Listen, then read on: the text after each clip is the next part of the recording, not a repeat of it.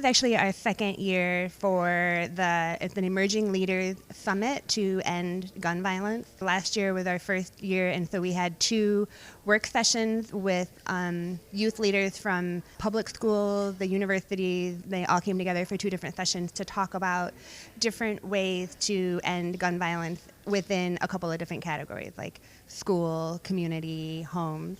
Gun violence is a fairly big problem, I say, for kids our age. A lot of kids are joining a lot of gangs, for friends or for family, and it's affecting a lot of younger people because, they have a lot of older people who grew up and did the same thing, went the street life, and may have perished that way. So, they try to go down the same route. We have been talking for a long time about that gun violence is a problem. We know that it's an epidemic, but we want to actually solve the problems, come up with ways to mitigate gun violence. So we have invited community leaders here in hopes to partner with them to help these kids roll out these initiatives. Young people are hugely impacted by gun violence. And so in order to create really intentional actions around that, it's important to have their voices and important to have them as a part of the movement because they're really the ones that are facing it and dealing with it right now. Because it's been happening so often, I don't think people know that it's not a normal that youth should have to live through. You shouldn't have to experience losing 5 friends during your adolescence to a gun.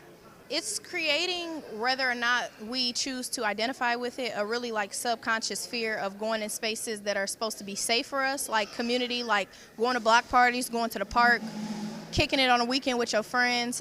Suddenly bullets are ricocheting, so it's not really safe anymore. It not only affects families, gun violence affects whole communities. And don't think that it can't happen to you, because I never thought that it could happen to me. My daughter was a college student. She worked in the community. She lived in this community her whole life. And she did not involve herself in a situation where you would think that it would happen to her. So I just want people to know that it doesn't matter your background, it doesn't matter race, that it can happen to you. I don't think that guns are the problem. I think gun safety and gun ignorance is rather the issue and how we go about handling them. I would like young people to know that there are safe ways to engage with guns, like getting your license or going to the gun range that doesn't have to involve violence or destruction of the community. One thing that I want the community to know about this initiative is that we are going to keep this going. I want them to know that it's going to grow into something phenomenal. I want them to know that the kids are working hard, because I think people get so desensitized to gun violence that they are living with it in their everyday life, that it's become normal to them.